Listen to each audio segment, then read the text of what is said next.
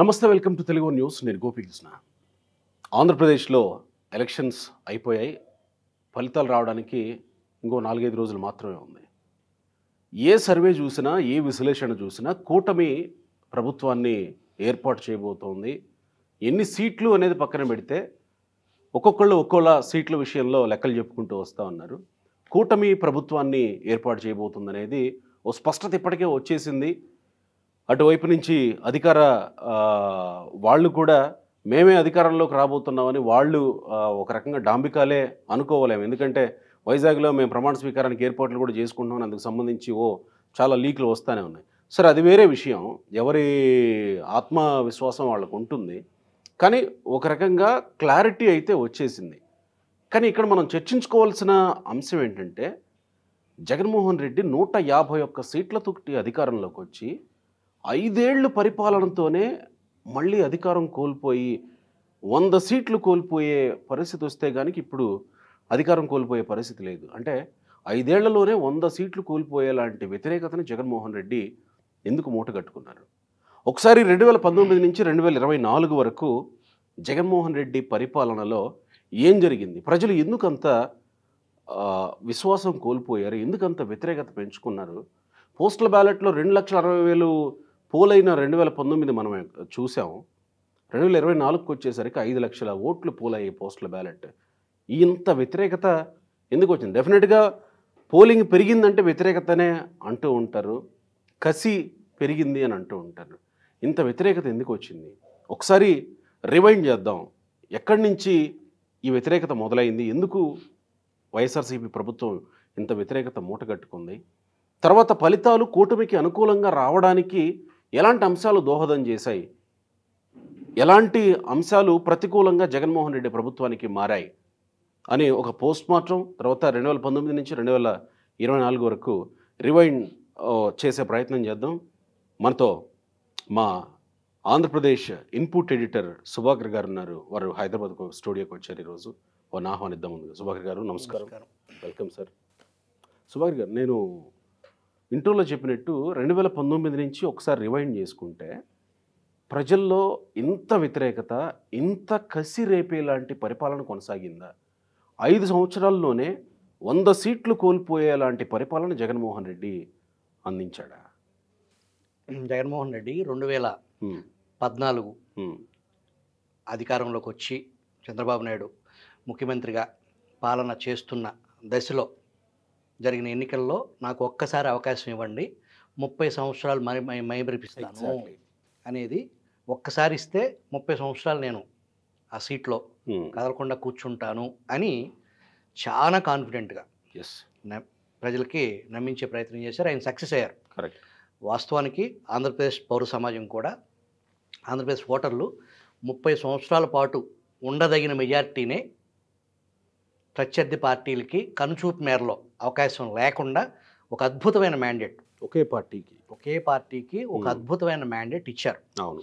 ఇదే జగన్మోహన్ రెడ్డి ప్రమాణ స్వీకారం చేసిన తర్వాత అమరావతి అంశాన్ని లేదా ఆ 3 క్యాపిటల్స్ వ్యవహారం కానీ, ఈ ప్రజావేదిక కూల్చివేత ఘటనకు సంబంధించి వివాదాస్పద నిర్ణయాలు తీసుకోకుండా గత ప్రభుత్వాలు ఏదైతే ప్రాజెక్ట్స్ తెలంగాణలో రాష్ట్ర విభజనకు ముందు, విభజిత ఆంధ్రప్రదేశ్ కాకముందు ఉమ్మడి ఆంధ్రప్రదేశ్గా ఉన్నప్పుడు ఎవరైతే ముఖ్యమంత్రులు ఉన్నారో ఆ తర్వాత వచ్చిన ముఖ్యమంత్రులు ఆ అభివృద్ధిని కంటిన్యూ చేశారు. అది హైదరాబాద్ ఓఆర్ఆర్ కానీ, శంషాబాద్ ఎయిర్పోర్ట్ కానీ, రీజనల్ రింగ్ రోడ్ కానీ, ఫినాన్షియల్ డిస్ట్రిక్ట్స్ ఎక్స్పాన్షన్ కానీ, కంపెనీలకి ఒక వాతావరణం ఏదైతే క్రియేట్ చేయబడి ఉందో అది చేసిన దాన్ని తర్వాత వచ్చిన వాళ్ళు దాన్ని కొనసాగించారు. బట్ ఆంధ్రప్రదేశ్లో దురదృష్టవశాత్తు దానికి పూర్తి భిన్నంగా జగన్మోహన్ రెడ్డి ప్రమాణ స్వీకారానికి ముందు ఏం చెప్పారో ప్రమాణ స్వీకారం తర్వాత దానికి పూర్తి వ్యతిరేకంగా పనిచేశారు. అక్కడే బీజం పడింది. ఆయన బ్రెయినే విధ్వంసపూరితమైన ఆలోచనలతో ఆ బ్రెయిన్ నడిచింది. ఈ 5 సంవత్సరాలు జగన్మోహన్ రెడ్డి బ్రెయిన్ విధ్వంసం, విధ్వంసకర ఆలోచనలు నడిచిందే తప్ప ఈ రాష్ట్ర ప్రజలు నా నుంచి ఎంతో ఆశించి, గతంలో మా తండ్రి పాలన చూశారు, ఇప్పుడు నా పాలనని బేరే చేసుకుని తండ్రి కంటే గొప్పగా పాలిస్తాడనే ఉద్దేశంతోనే నాకు ఈ అవకాశం ఇచ్చారు అనే స్పృహని కోల్పోయి విధ్వంసకర ఆలోచనతో పూర్తి స్థాయి మదంతో ఏదైతే ఒక నియంత ప్రజాస్వామ్యంలో ఓటు ద్వారా ప్రజల ఆకాంక్షల్ని నెరవేర్చడం కోసం వాళ్ళ కోరికలు నెరవేర్చడం కోసం నన్ను ఇక్కడ కూర్చోబెట్టారు అనే స్పృహని కోల్పోయి తాను ఏది అనుకుంటే అది ఏదైతే పులివెందుల 175 నియోజకవర్గాల్లో పులివెందుల అని ఒక నియోజకవర్గం ఉందో రాష్ట్రంలో తతిమా 174 నియోజకవర్గాలని కూడా పులివెందులలో కంట్రోల్ చేసినట్టే.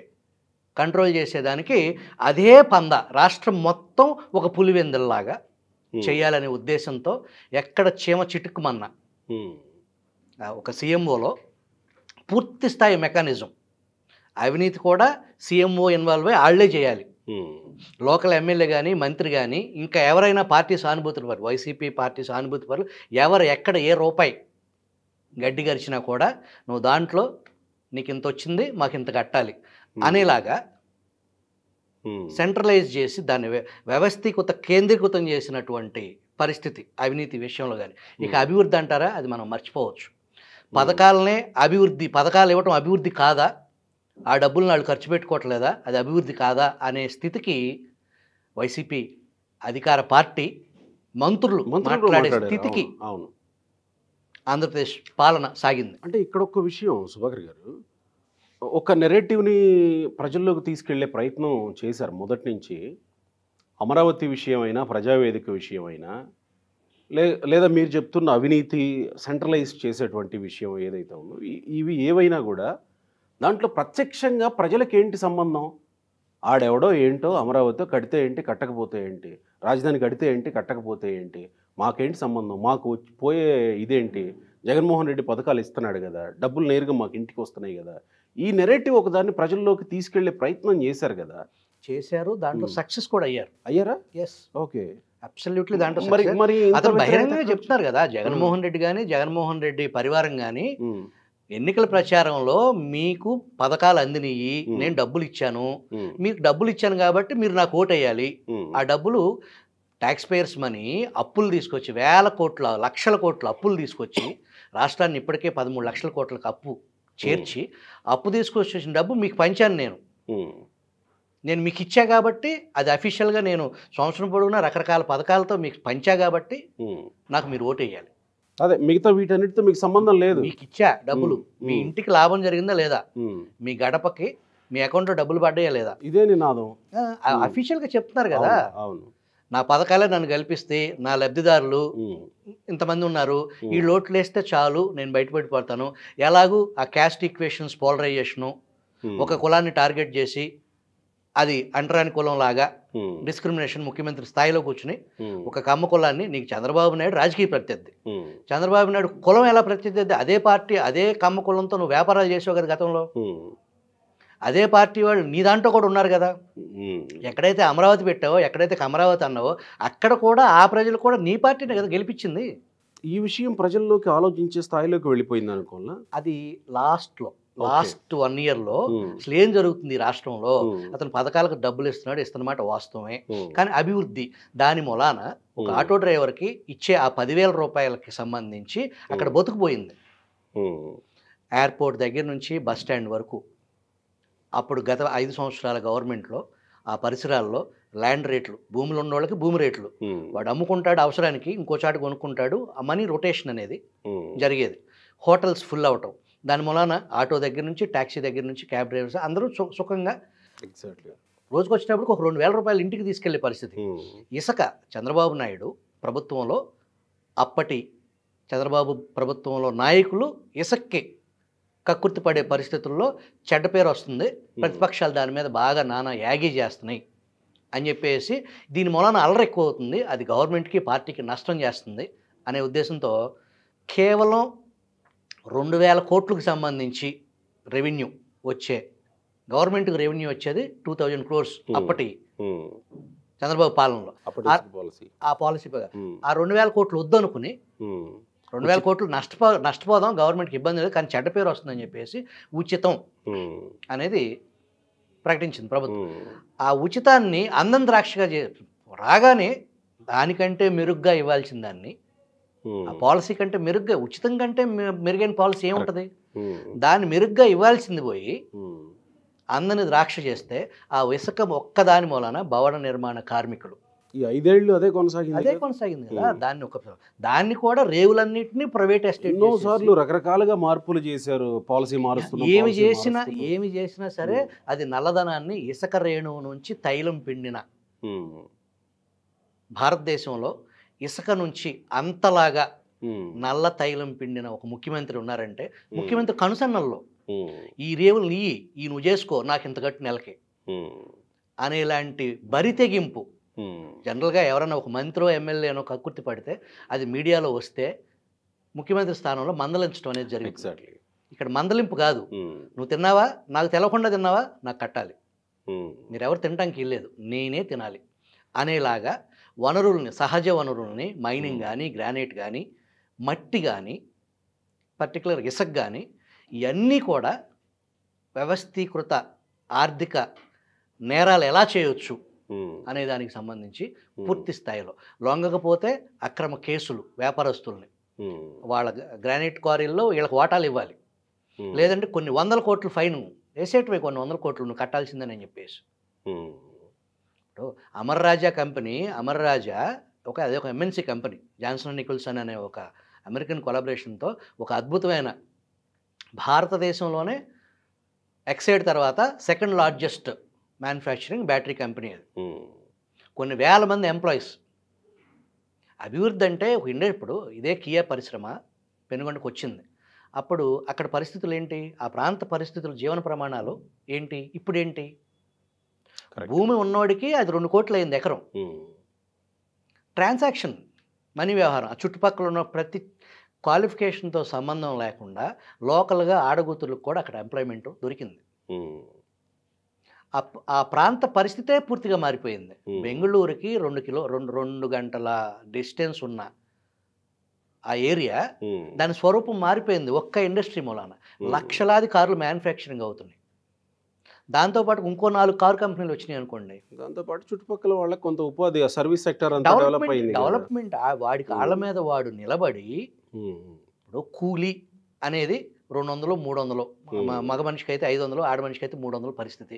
అది కూడా కంటిన్యూషన్ వ్యవసాయ కూలీ తప్ప మనకి ఆ పనులు ఉన్నప్పుడు వ్యవహారము 3 నెలలు మీటర్కి, తర్వాత ఇంకా వలసపోవాల్సింది. దానికి కదా పనికి ఆహార పథకం అని చెప్పేసి, ఫుడ్ ఫర్ వర్క్ అని చెప్పేసి ఆ రోజు యూపీఏ గవర్నమెంట్ తీసుకొచ్చింది.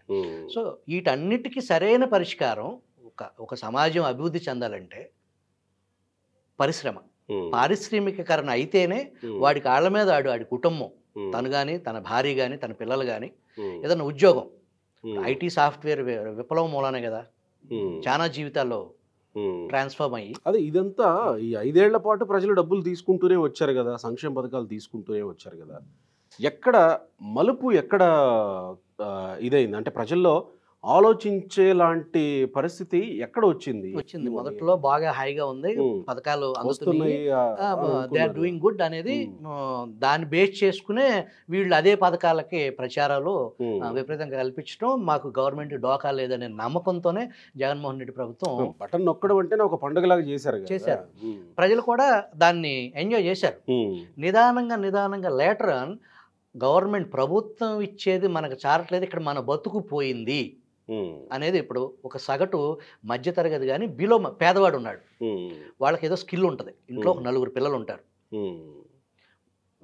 వాస్తవానికి గత ప్రభుత్వంలో ఉమ్మడి రాష్ట్రంలో కానీ, రాష్ట్రం విడిపోయిన తర్వాత తొలి చంద్రబాబు నాయుడు ప్రభుత్వంలో కానీ, రాష్ట్ర వ్యాప్తంగా ఒక ఇంట్లో చేతి వృత్తులు కానీ వేరే ఏదన్నా టెక్నికల్ స్కిల్స్ ఉండి బయటికి వెళ్ళి నెలకి వాళ్ళ కుటుంబ ఆదాయం ఒక 50-60 వేలు సంపాదించుకునే పరిస్థితి ఉండేది.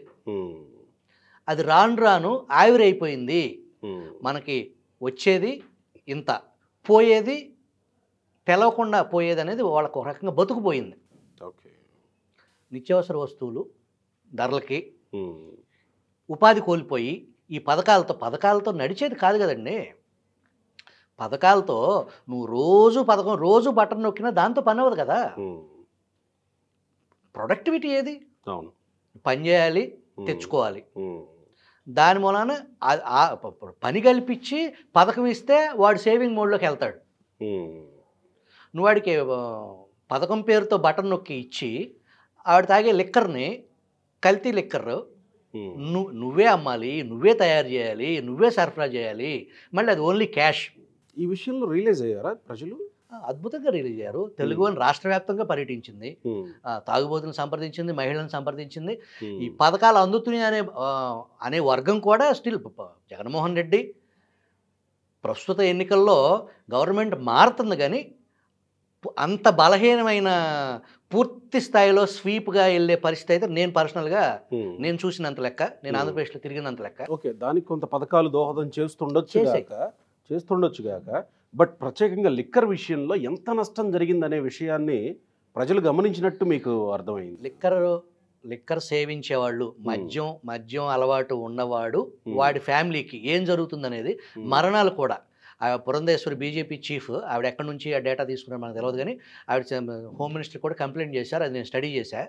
దాంట్లో అద్భుతమైన స్టాటిస్టిక్స్ చూస్తే అసలు ఎంతమంది మరణాలు, ఏమేం జరిగినాయి అనే దానికి సంబంధించి ఆ వాస్తవ ఫిగర్స్ ఆవిడ సేకరించి కంప్లైంట్ ఇచ్చారు. సరే, దాని మీద యాక్షన్ ఏంటి వ్యవహారం అంటే అది అత్యాశ అవుతుంది జగన్మోహన్ రెడ్డి పాలసీని. కానీ ఇదే విషయాన్ని పవన్ కళ్యాణ్ అనుకుంటా, జగన్మోహన్ రెడ్డి ఇంతమంది తాళిబొట్లు తెంచాడు పరోక్షంగా ఈ లిక్కర్, ఇలాంటి నాసిరకం లిక్కర్ని ఇచ్చి అని మాట్లాడితే, ప్రభుత్వం వైపు నుంచి పవన్ కళ్యాణ్ మీద నానా రకాల దాడి జరిగింది ఆ విషయంలో. కానీ వాస్తవంగా పరోక్షంగా జరిగినట్టే కదా, ప్రభుత్వం వైపు నుంచి జరిగినట్టే కదా అనుకోవాలి. ఇప్పుడు నాసిరకం మందు తాగుతున్నారు, ఒకటి రేట్లు ఎక్కువ పెట్టి తాగడం వల్ల ఒక రకంగా ఫ్యామిలీలో నష్టపోవటం ఒక ఎత్తు అయితే, రెండోది ఆరోగ్యపరంగా నష్టపోయి ఇంటికి ఆధారం లేకుండా పోతున్నాడు ఆడెవడో డెఫినెట్గా తాగేవాడు అంటే 18 ఏళ్ళు నిండిన వాడే, కాస్త పని చేసుకోగలిగిన వాడే, కాస్త స్పృహ ఉన్నవాడే అయి ఉంటాడు కదా, ఆడు కుటుంబానికి ఆధారం లేకుండా పోతున్నాడు. ఇప్పుడు తాగుడు అనేది ఒక వ్యసనం, దానికి బానిసత్వం వ్యవహారం.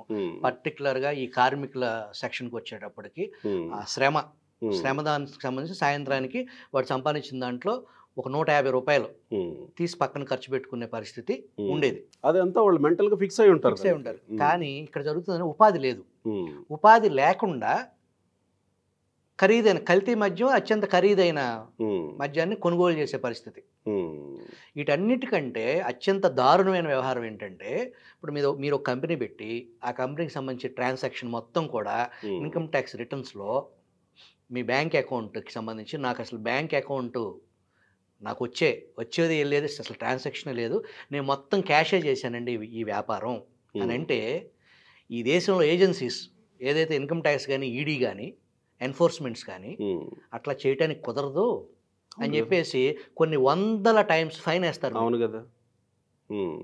కానీ ఒక ప్రభుత్వ రంగంలో నడిపే వైన్ షాప్స్ నువ్వే తయారు చేసి, నువ్వే సరఫరా చేసి, నువ్వే అమ్మి, దాన్ని లక్షల కోట్ల టర్న్ ఓవర్ని ఓన్లీ క్యాష్, మేము నగదే తీసుకుంటాం. దాని అర్థం ఏంటి? ఒక 10 కేసులు అఫీషియల్గా అమ్మితే 50 కేసులు అన్అఫీషియల్గా అమ్మి ఆ డబ్బు ఎవరికి వెళ్తుంది? దానికి జవాబుదారీ ఏది అసలు? ఒకటి, ఇక్కడ ఆర్థికంగా వీళ్ళు నష్టపోయారు, దాని ద్వారా లబ్ధి పొంది ఆర్థికంగా బలపడినటువంటి వాళ్ళు నాయకులు. ఈ అంశం టన్నుల కొద్ది నల్లధనాన్ని పోగేసింది మద్యం కుంభకోణం. భారతదేశ చరిత్ర కాదు, ప్రపంచ చరిత్రలోనే ఇసుక కానీ, మద్యం కానీ, మైనింగ్ కానీ ఎన్ని వేల కోట్లు, ఎన్ని లక్షల కోట్లు అనేది అది ఊహకు అందని అంకె. అది అంటే సహజంగా జనాల మైండ్ సెట్ ఎలా ఉంటుందని అంటే, మీకు తెలియంది కాదు, వాడు ఎంత తీసుకున్నాడా, ఎంత దోచేశాడు, ఇదంతా పక్కన పెడదాం. వాడు అనేది ప్రజల భాషలో మాట్లాడితే, ఒక నాయకుడు అనేవాడు ఎంత తీసుకున్నాడా పక్కన పెడదాం, నాకేమి ఇచ్చాడనే కోణంలో ఆలోచిస్తాడు. నాకేమి ఇచ్చాడనే కోణంలో ఆలోచించినప్పుడు, నాకేమి ఇచ్చాడు అనుకున్నప్పుడు వాళ్ళకి ఏమిచ్చాడు అనేది చూస్తే అనారోగ్యాలు, ఆర్థికంగా నష్టపోయిన ఇదే కదా అక్కడ కనబడతా ఉంది. సో ఈ కోణంలో చూసినప్పుడు ప్రజలు రియలైజ్ అయ్యారని చెప్పుకోక తప్పదేమో. ప్రజలు రియలైజ్ అయ్యారు. At the same time Jaganmohan Reddy ఏదైతే ఆలోచించారో ఆయన ఆలోచన తగ్గట్టు కూడా ఆయన సమర్థించే ప్రజలు ఉన్నారు స్టిల్.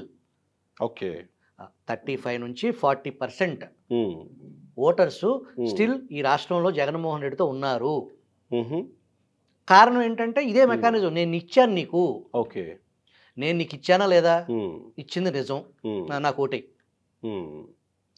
50 ఇళ్ళకి ఒక వాలంటీర్ని పెట్టి మీరు ఆశ్చర్యపోతారు. జగన్మోహన్ రెడ్డి చాలా మేధావి. అందరూ అనేది చంద్రబాబుని మేధావి అనేది. చంద్రబాబు మేధావితనం సమాజానికి, ప్రజలకు సంబంధించింది. అదే చంద్రబాబు మేధావితనం రాజకీయాలు కాకుండా ఏదైనా కంపెనీ పెట్టుకుని ఆ మేధావితనాన్ని తన కుటుంబం కోసం వాడుకుంటే ఆ కంపెనీ ఎక్కడికో వెళ్ళేది. జగన్మోహన్ రెడ్డి తన కుటుంబం కోసం పనిచేసుకుంటున్నాడు. తన పార్టీ కోసం, తన కుటుంబం కోసం. ఎవరు మేధావి? ఇళ్లలో పిచ్చోడు ఎవరు, మేధావి ఎవరు? ప్రజల కోసం ఆలోచించేవాడిని మేధావి అంటారా? తన కుటుంబం బాగు చేసుకోవటం కోసం, తన కుటుంబం కోసం ధనరాశులను పోగేసే వాళ్ళని మేధావి అంటారా? జనరల్గా యాజ్ ఎ జర్నలిస్టులుగా మనం జర్నలిజం అంటే నైతికంగా బతకాలి అనే దానికి సంబంధించి. మన పిచ్చోళ్ళు అంటారా? జర్నలిజం ముసుగులో డబ్బులు సంపాదించిన వాళ్ళని మేధావులు, తెలివైన వాళ్ళు అంటారా? ప్రస్తుతానికి వాళ్ళనే అనాలి. అట్లాగే సేమ్ జగన్మోహన్ రెడ్డి మేధావి, చంద్రబాబు నాయుడు కాదు. జగన్మోహన్ రెడ్డి ప్రమాణ స్వీకారానికి ముందే తాను ముఖ్యమంత్రి అవుతాడు అని ఊహించి తాను ఏం చేయబోతున్నాడు ఈ 5 సంవత్సరాలు అనేది ముఖ్యమంత్రి అవటానికి ముందే అతనికి ఒక ప్లాన్ ఉంది.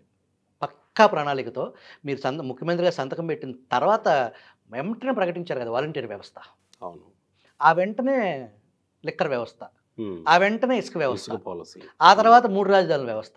ఇదంతా ఒక పద్ధతి ప్రకారం, ఆ విధ్వంసం అనేది ఒక పద్ధతి ప్రకారం ప్లాన్ చేసుకుని చేసిన మేధావితనం.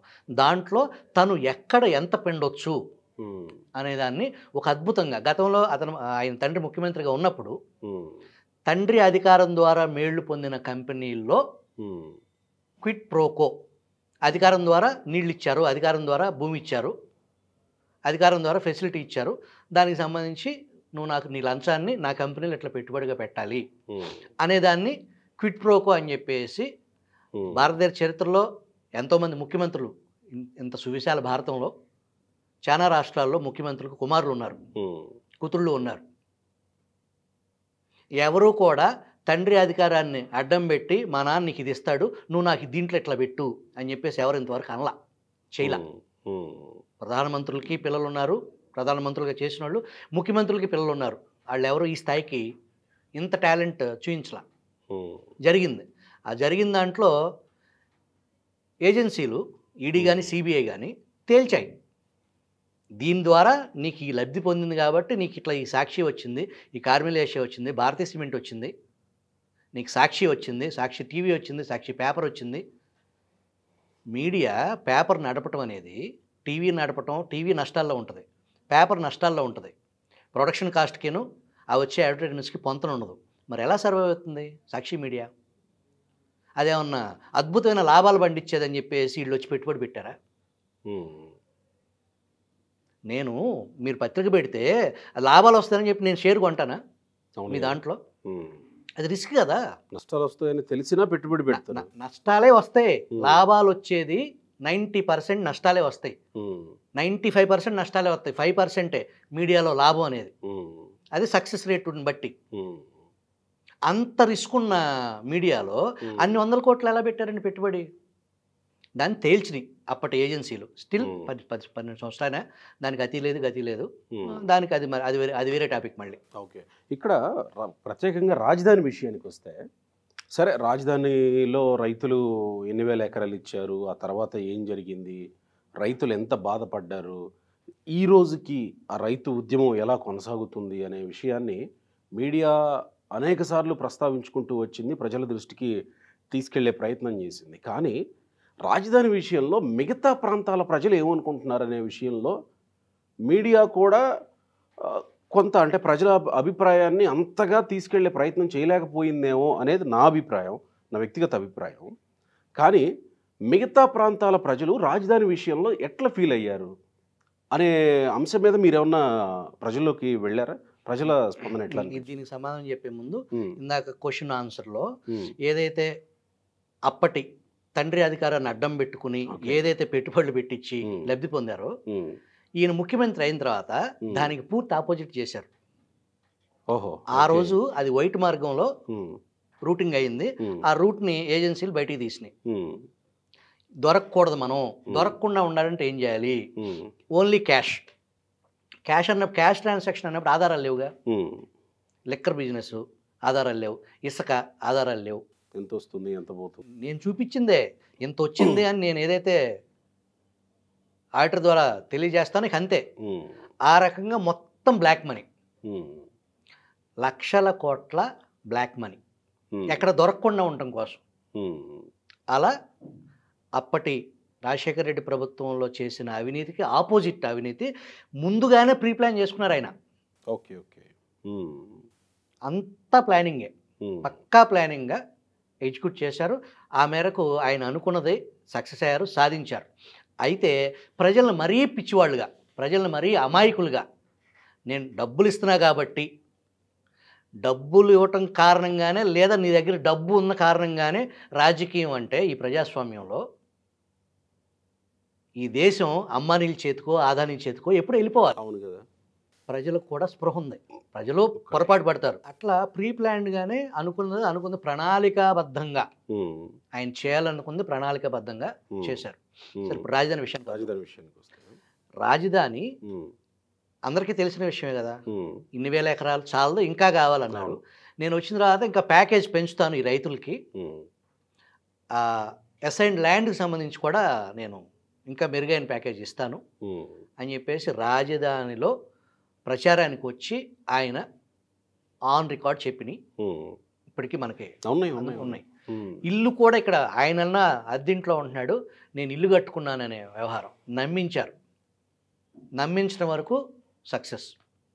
అప్పటికి చంద్రబాబు నాయుడు, టీడీపీ పార్టీ, జగన్మోహన్ రెడ్డి వస్తే రాజధాని విషయంలో రాజధాని మారుస్తాడు అని కూడా అంటే ఇంత ఎస్టాబ్లిష్ అయిన దాన్ని మార్చడం చంద్రబాబు నాయుడు కానీ టీడీపీ పార్టీ నాయకులు కానీ అబద్ధం ఆడుతున్నారు అని కూడా అనుకున్నారు ప్రజలు. ఉమ్.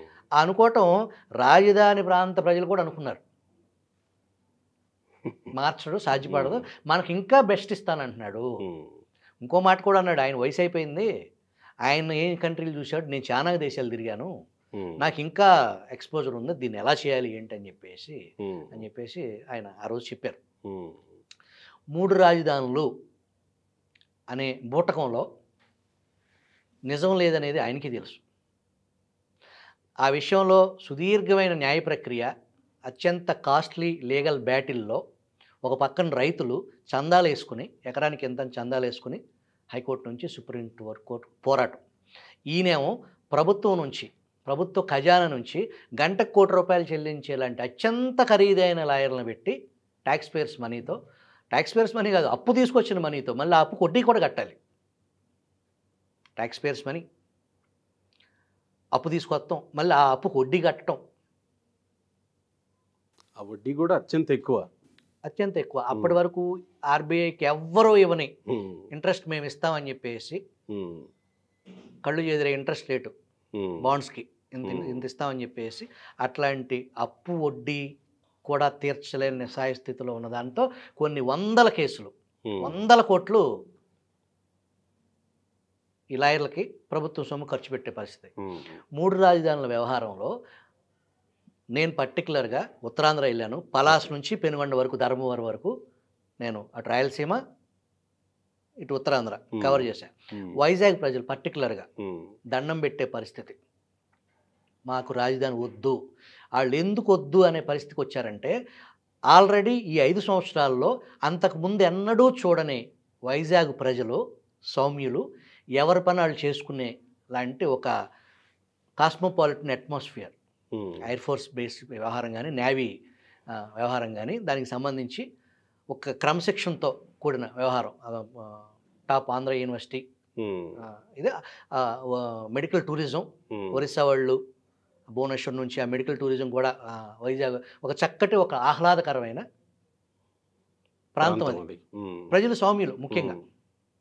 అక్కడ ఏదైనా దబాయించే వ్యవహారం ఏదైనా ఉంటే బయట నుంచి కోస్తా జిల్లాల నుంచి వెళ్ళిన వాళ్ళు వ్యవహారంగా, వాస్తవానికి అక్కడ లోకల్ ప్రజలు ఉమ్. సౌమ్యులు, ఎవరి పని వాళ్ళు చేసుకునే వ్యవహారం.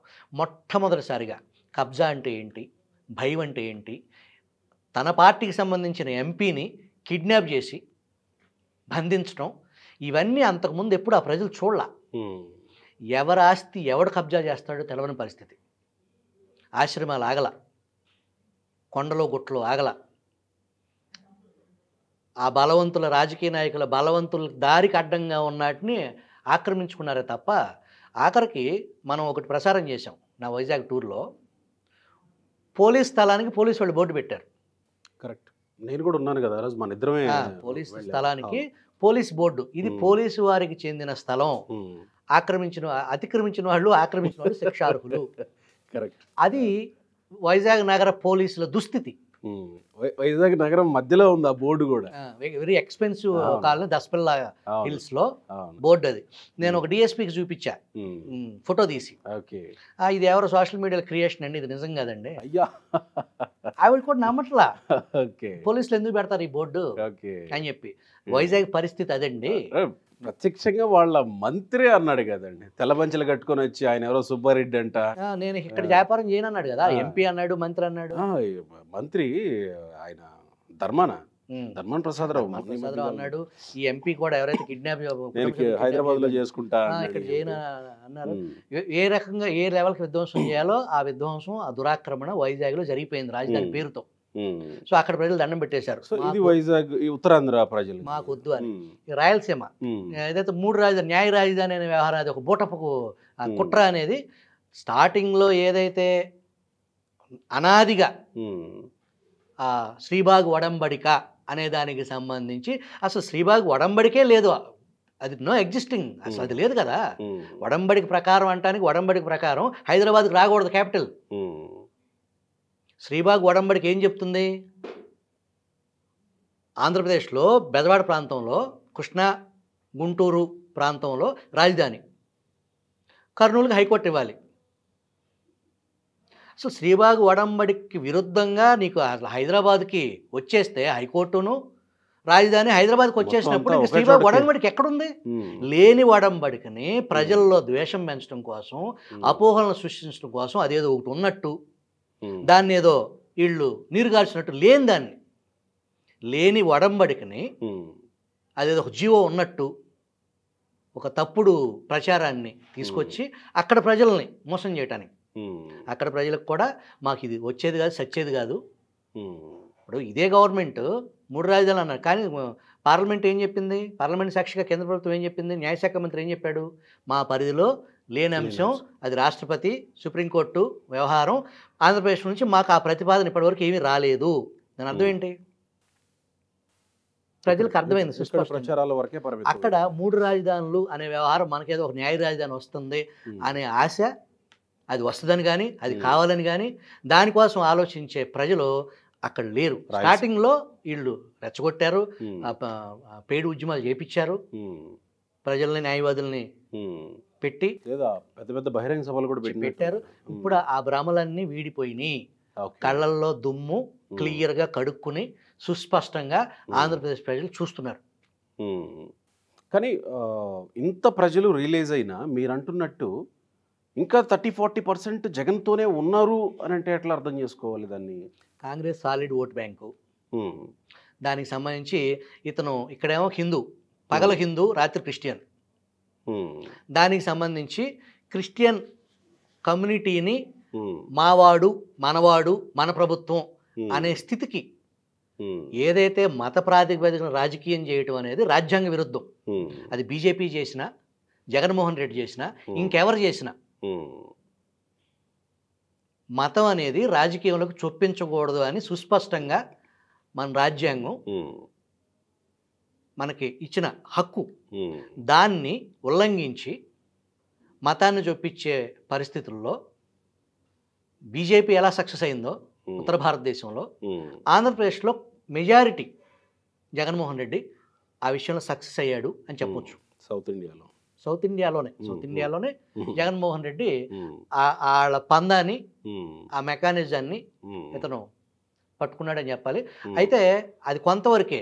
ఎలక్షన్ దగ్గర పడుతున్న కొద్దీ వాళ్ళల్లో కూడా భ్రమలు, ఇది మతం, వ్యక్తిగతం, ఇతను మళ్ళీ ముఖ్యమంత్రి అయితే మన పిల్లల భవిష్యత్తు ఆగమయ్యే పరిస్థితి ఉంది కదా అని ఆలోచించే చదువుకున్న సమాజం కూడా క్రిస్టియానిటీలో కొంత మార్పు వచ్చింది.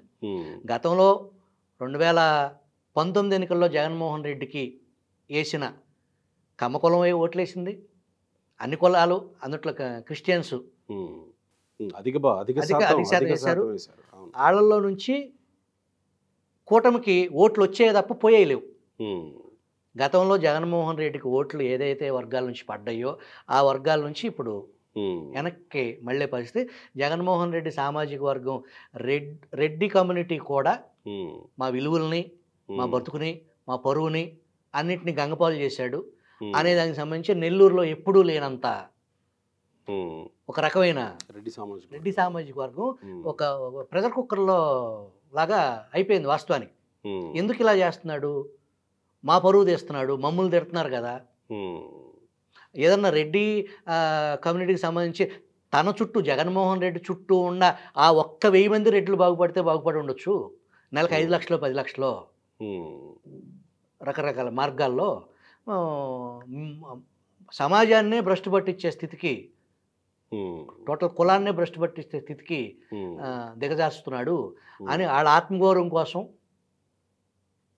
వాళ్ళ స్వేచ్ఛా స్వతంత్రం కోసం నెల్లూరులో జరిగే మొట్టమొదటిసారిగా నెల్లూరులో పెద్ద ఎత్తున మా రెడ్డి కమ్యూనిటీ జగన్మోహన్ రెడ్డికి సపోర్ట్ చేయడానికి సిద్ధంగా లేదు అనేది మేజర్గా అక్కడ రేపు రాబోయే ఫలితాల్లో. వాస్తవానికి నెల్లూరు వైసీపీకి కంచుకోట. అవును కదా. గతంలో కాంగ్రెస్ పార్టీ, ఇప్పుడు వైసీపీ పార్టీ. అట్లాంటి కోటకు బీటలో నాట్ ఓన్లీ నెల్లూరు, రాయలసీమలో కూడా టోటల్ 52 సీట్స్లో 50% సీట్స్ కూటమి దక్కించుకునే అవకాశం ఉంది. 50% సీట్స్. అదే 50% సీట్స్ అంటే 52లో 25 to 26.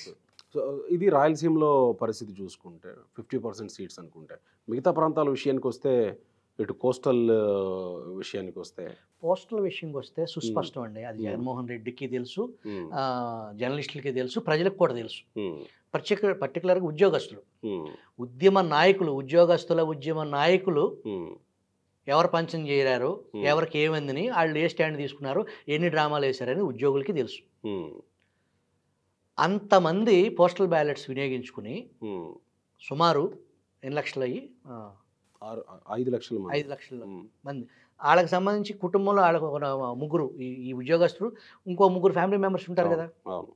అంటే దాదాపు 12-13 లక్షల ఓట్లలో సాలిడ్గా 80% కూటమికే అనుకూలంగా ఓటింగ్ జరిగింది అనేది విశ్లేషకుల అభిప్రాయం.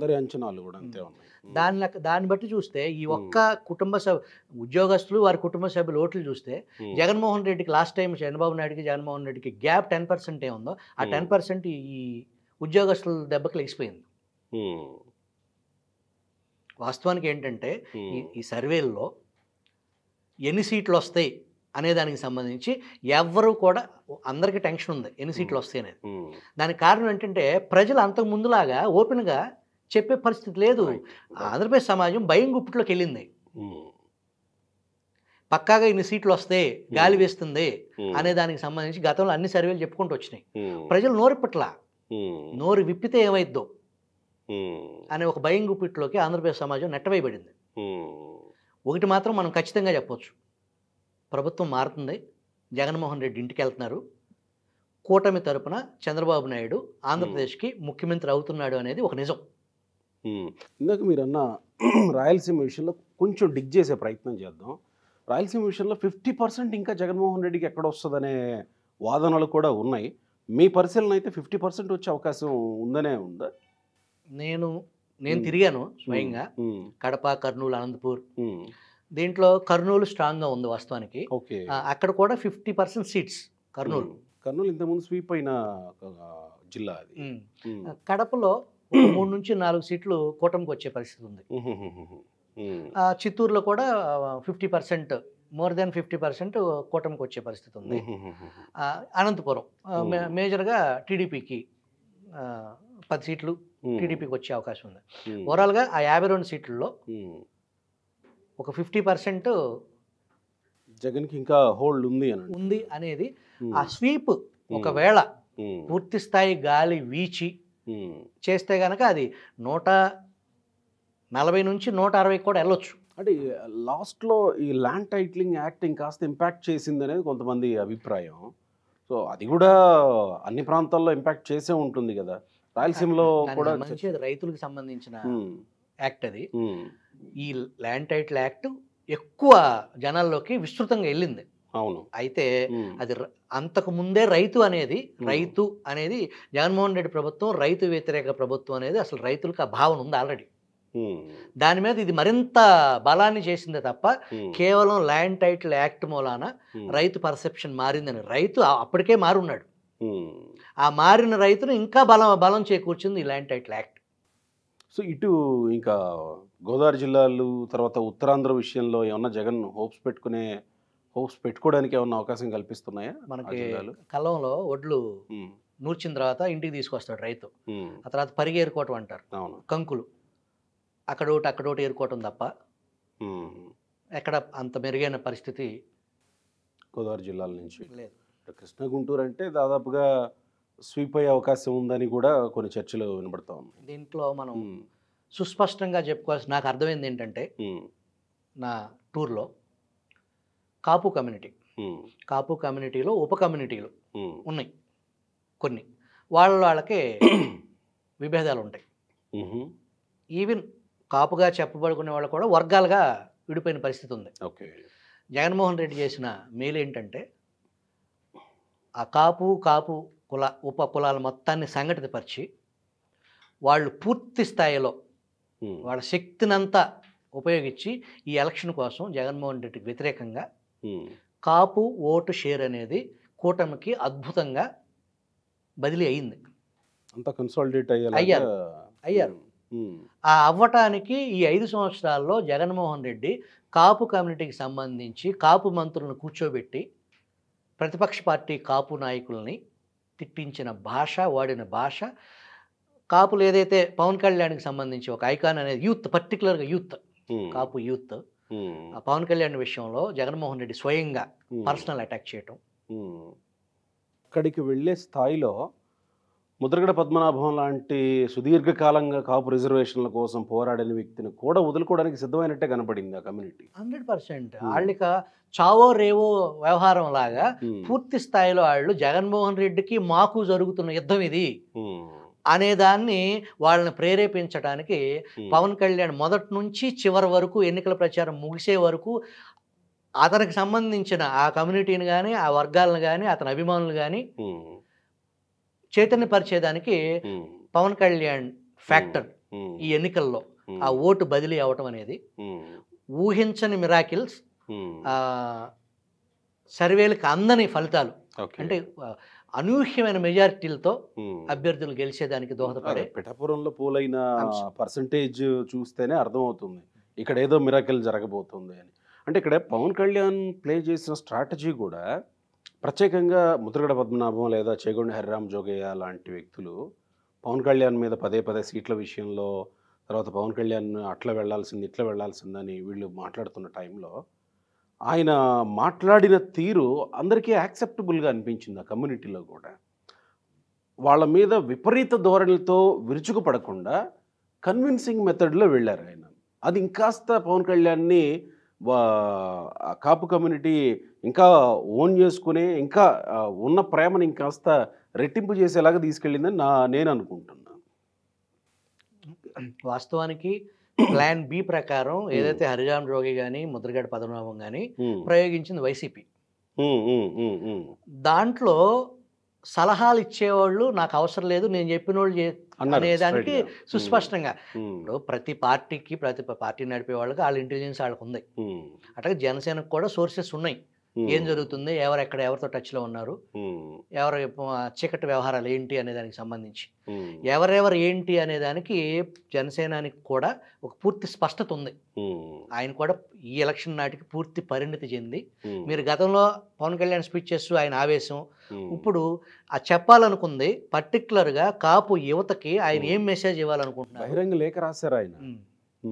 అదే లేఖలోనే ప్రస్తావన, మన బలం ఏంటి, మన బలహీనతలు ఏంటి, మన ఎవరు ఆడుకుంటున్నారు, ఎవరు వాడుకుంటున్నారు, ఈ కుల వైషమ్యాలకి ఆజ్యం పోస్తే దాని మూలాన లబ్ధి పొందేది ఎవరు, లాభపడేది ఎవరు అనేది. గతంలో రాజశేఖర రెడ్డి రంగా హత్యను ఉపయోగించుకుని రాజశేఖర రెడ్డి కాపులకు ఏమి చేయకపోయినా, మీకు దీంట్లో ఇక్కడ ఒక ఆశ్చర్యకరమైన విషయం చెప్పాలి. అందరూ వంగవీటి రంగా, వైఎస్ రాజశేఖర రెడ్డి మంచి మిత్రులు అనేది అనుకుంటారు. ఆ రంగా మరణాన్ని బాగా వాడుకుంది కాంగ్రెస్ పార్టీ, అందులో రాజశేఖర రెడ్డి టీం పర్టికులర్గా. వంగవీటి రంగా తనయుడు రాధాకృష్ణకి టిక్కెట్ నిరాకరించారు వైఎస్ రాజశేఖర రెడ్డి. ఒక పక్కన అశ్విని దత్తు టీడీపీ ఎంపీగా పోటీ చేస్తున్నాడు విజయవాడలో. చిరంజీవికి అశ్విని దత్తు మిత్రుడు. నేను అశ్విని దత్తుకు మద్దతు ఇస్తున్నాను అని చెప్పి చిరంజీవి ప్రకటించాడు.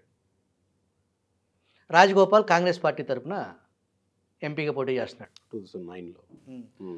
ఇది నా ఓటమికి కారణమైపోద్ది ఇది అని చెప్పేసి చిరంజీవి మద్దతు ప్రకటించడం అంటే కాపు ఓట్లు అటు వెళ్ళిపోతాయి అని చెప్పేసి రాజగోపాల్ వంగవీటి రాధాని రంగంలో దించి ఎమ్మెల్యే టికెట్ ప్రయత్నం చేస్తే సస్యామేర అంటే సస్యామ రాధాకి టికెట్ ఇవ్వడానికి ఇల్లేదని చెప్పేసి రాజశేఖర్ రెడ్డి అటు చెప్పాడు. ఓకే. ఢిల్లీ నుంచి రాజగోపాల్ కృషితో రంగా తనయుడు రాధాకి సెటిల్ టికెట్ వచ్చింది. ఆ తర్వాత మల్లాది విష్ణు రాజశేఖర రెడ్డి సొంత మనిషి. నా ఓటమికి గెలిచాడు ఈయన రాధా. నా ఓటమికి మల్లాది విష్ణు పనిచేశాడు, పార్టీ నుంచి ఇమీడియట్గా సస్పెండ్ చేయాలని చెప్పేసి కౌంటింగ్ బయట నుంచి విలేకరులతో మాట్లాడుతూ వంగవీటి రాధా మీడియా సమావేశంలో చెప్పాడు. కట్ చేస్తే వారం తిరగకుండా ఉడా చైర్మన్ ఇప్పించాడు రాజశేఖర రెడ్డి. అది 2 సంవత్సరాలు ఉండే పదవినే 3.5 సంవత్సరాలకు ఏమో ఎక్స్టెన్షన్ చేసి జీవో ఇచ్చి మరి తర్వాత అసలు జగన్మోహన్ రెడ్డి టికెట్ ఇవ్వలేదు. అట్లా ఆ రంగా కాపుల ఉదంతం రాజశేఖర రెడ్డి ఫ్యామిలీ అనేది కాపులకు వ్యతిరేకం అనే దాన్ని ఆ కాపు కమ్యూనిటీ అర్థం చేసుకుంది. జగన్మోహన్ రెడ్డి వచ్చిన తర్వాత దాన్ని రాజశేఖర రెడ్డి ఇండైరెక్ట్గా చేశారు, జగన్మోహన్ రెడ్డి దాన్ని డైరెక్ట్ చేసేటప్పటికి పూర్తి స్థాయిలో ఈ సంఘటితం అవటం. కమ్మ కాపుని ఎడదీసిన చరిత్ర రాజశేఖర రెడ్డిది అయితే కమ్మ కాపు కలిపిన మంచి మనస్తత్వం జగన్మోహన్ రెడ్డిది.